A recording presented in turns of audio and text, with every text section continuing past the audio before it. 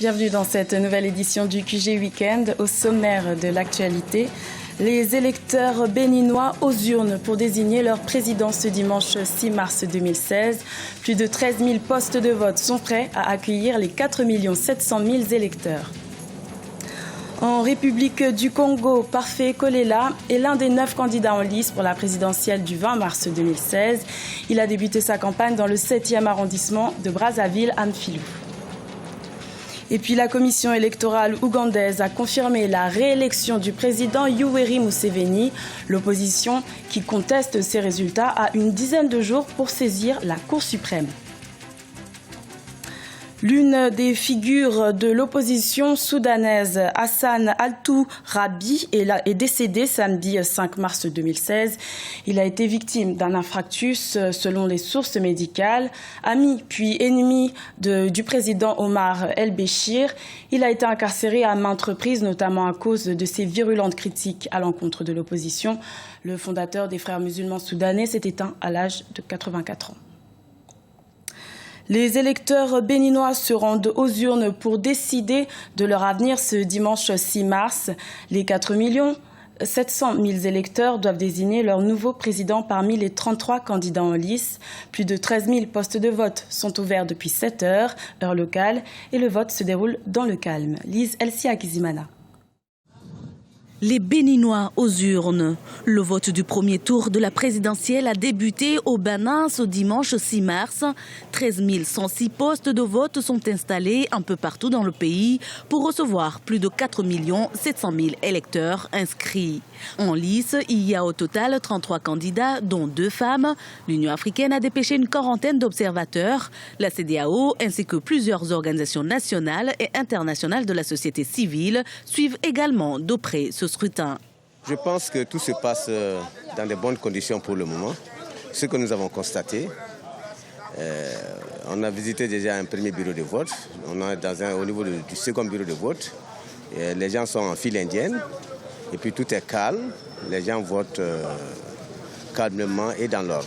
Pour l'heure, le vote se déroule en effet dans le calme et la population afflue vers les bureaux de vote ouverts depuis 7 h du matin, heure locale, et qui doivent fermer à 18 h.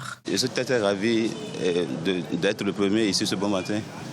Donc, je pense que ça va bien se passer dans la journée et qu'il n'y aura pas de problème. C'est une journée exceptionnelle aujourd'hui. Chacun doit jouer son rôle, sa part dans le pays. Un citoyen normal, le jour de vote, doit venir et puis voter.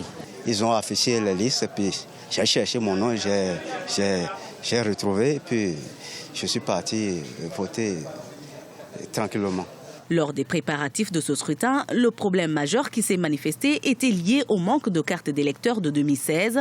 La commission électorale a finalement décidé samedi d'autoriser les électeurs qui n'ont pas la nouvelle carte à voter avec l'ancienne, c'est-à-dire celle de 2015, sur l'ensemble du territoire. Les Béninois vont donc élire un nouveau président qui va succéder à l'actuel Thomas Boniaï, qui se retire au terme de 2 mandats conformément à la Constitution. Dans l'actualité également, en République du Congo, Parfait Kolela fait partie des 9 candidats en lice pour la présidentielle anticipée du 20 mars 2016. Pour débuter sa campagne, il s'est rendu dans le 7e arrondissement de Brazzaville-Amfilou pour exposer son programme. Un reportage d'un de nos correspondants au Congo, Deva Panzou. Le candidat à l'élection présidentielle du 20 mars, Parfait Kolela, a tenu un meeting ce samedi dans le 7e arrondissement Filou APK. Devant le peuple venu l'écouter, Parfait Kolela a dévoilé les grandes lignes de son projet de société qu'il estime à 7 600 milliards de francs CFA. Le point fort, c'est la décentralisation intégrale. Le Congo de demain doit être un pays complètement décentralisé, avec 4 provinces. La province du littoral avec 3 départements, Kouilou, Niari, Pointe-Noire, la province de Mbé avec 3 départements, Cuvette Ouest, Plateau, le Koumou, la province du Congo central avec 3 départements, pour le Bouenza-Brazzaville, la province de l'Équateur avec 3 départements, cuvette centrale, Likwala-Sanga, avec une autonomie économique administrative. Parfait Kolela a également promis la construction de plusieurs infrastructures tant énergétiques que routières. Il entrevoit 2500 km de voies ferrées de Ntombo-Manyanga en passant par Kinkala et Matumbo dans le département du Pôle jusqu'à Wesso dans la Sanga. Les habitants d'un filou ne doutent plus que leur candidat sera le futur président du Congo au soir du 20 mars. C'est la volonté de Dieu. Aujourd'hui, le temps est arrivé. Dieu va faire son temps. Dieu aujourd'hui va nous prouver le contraire. Même si ces personnes-là vont vouloir frauder, mais le Seigneur dira son dernier mot. Nous sommes sûrs que Parfait Kolela, aujourd'hui, va faire le changement de ce pays-là. Le Congo est un pays pétrolier. On nous a promis. Il y a eu beaucoup de programmes de société. On nous a dit... autosuffisance à l'an 2000. Venez voir le marché du Congolais aujourd'hui. Comment le Congolais se nourrit. Pour le président actuel, mais il a 32 ans au pouvoir, donc je ne vois pas ce qu'il peut encore nous donner de nouveau si on ne voit pas aujourd'hui du côté de l'opposition. Parfait Kolela a par ailleurs assumé ses responsabilités d'ancien membre du gouvernement actuel qu'il a quitté en août 2015 pour rejoindre les rangs de l'opposition. Après Mfilou, le candidat de la CODEA s'est rendu à Ngangalingolo pour son second meeting. 5e mandat présidentiel pour le président Yoweri Museveni. La commission électorale a proclamé la victoire du président sortant, candidat à sa propre succession le 20 février 2016. Des résultats contestés par l'opposition qui dénonce des fraudes. Elle a une dizaine de jours pour saisir la Cour suprême. Deogracias Podo.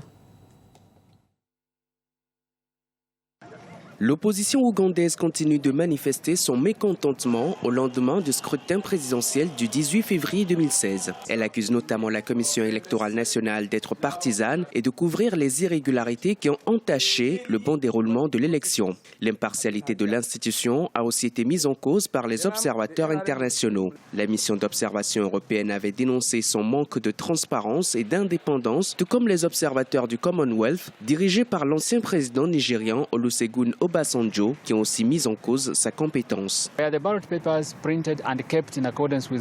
Les bulletins de vote ont-ils été imprimés et conservés conformément à la loi? Le jour du scrutin ou même avant, de nombreux électeurs avaient des bulletins de vote pré-remplis, sans parler des bourrages d'urnes. Nous pensons donc que ces actes ont eu un impact négatif sur le score des autres candidats. Il faut bien comprendre que finalement ceux qui avaient des bulletins pré-remplis étaient en faveur de celui qui a été déclaré vainqueur.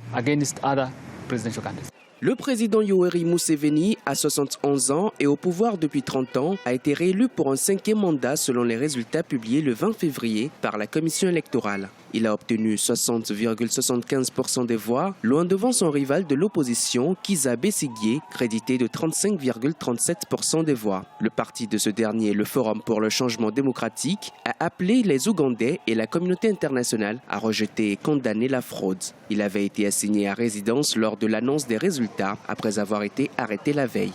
Le processus démocratique a été détourné. Le NRM, parti du candidat Museveni, profite de l'armée et de la police acquise à sa cause. Ils ont fait plusieurs fois irruption à notre siège, mené des raids dans nos locaux, harcelé nos dirigeants et le personnel, arrêté plus de 300 membres du parti, pour la plupart des responsables bureaux de vote à travers le pays. Ils ont même arrêté notre candidat à la présidentielle à 9 reprises en l'espace de 11 jours. C'est déplorable.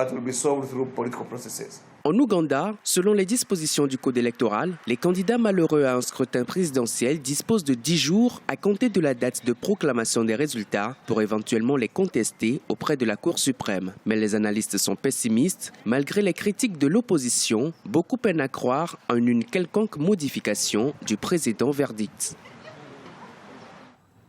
Le groupe bancaire United Bank for Africa a nommé un nouveau directeur général le 1er mars à Lagos, au Nigeria.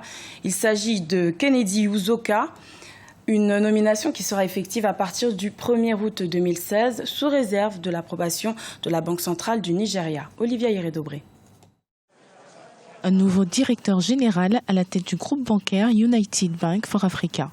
Le conseil du groupe United Bank for Africa a approuvé la nomination de Kennedy Uzoka lors d'une réunion tenue au siège le mardi 1er mars au Nigeria. Une nomination effective à partir du 1er août 2016 sous réserve de l'approbation de la Banque centrale du Nigeria. Kennedy dispose d'un ensemble de compétences extrêmement solides et est idéalement placé pour diriger UBA dans sa prochaine phase de croissance. Sa plus récente expérience dans la gestion des opérations africaines, qui prennent une importance de plus en plus croissante au sein du groupe, est particulièrement pertinente au moment où nous nous employons tous à construire l'une des principales franchises financières en Afrique. Kennedy Uzoka devrait succéder à partir du 1er août à Philips Odiosa, qui a effectué 2 mandats à la tête du groupe. Fort d'une expérience de plus de 20 ans en finance et en gestion des risques, Kennedy Uzoka possède de solides compétences pour diriger la structure dans sa prochaine phase de croissance. UBA est une banque panafricaine implantée au Nigeria, à Londres, New York et Paris. Nous pensons qu'il y a beaucoup d'opportunités sur le continent africain et encore plus si nous mettons ensemble toutes les expertises et talents que nous avons. Basée à Lagos, au Nigeria, la United Bank for Africa a émergé comme un fournisseur panafricain de services bancaires depuis 1949. C'est désormais une des plus importantes institutions financières en Afrique. Avec plus de 10 millions de clients, la banque est présente dans 19 pays africains avec 750 succursales. C'était le journal de la rédaction. Merci de l'avoir suivi. Retrouvez dans quelques instants une nouvelle édition de l'information sur Africa 24.